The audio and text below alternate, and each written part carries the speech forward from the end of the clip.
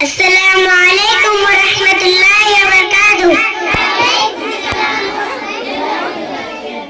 الحمد للہ رب العالمین والصلاة والسلام علی رسول کریم، اما بعد فاعوذ باللہ من الشیطان الرجیم، بسم اللہ الرحمن الرحیم۔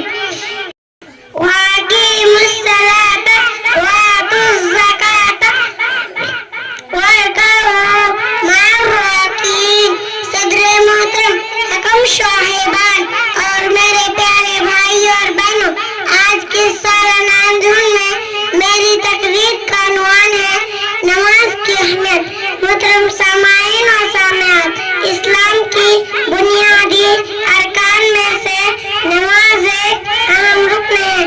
یہ انسان کے روح کی غذا اور اس کی خلقت کا لازمہ ہے۔ مومن کی پہچان اور اسلامی شعار نماز ہے۔ بدنی عبادتوں میں سب سے افضل عبادت ہے۔ شاعر کہتا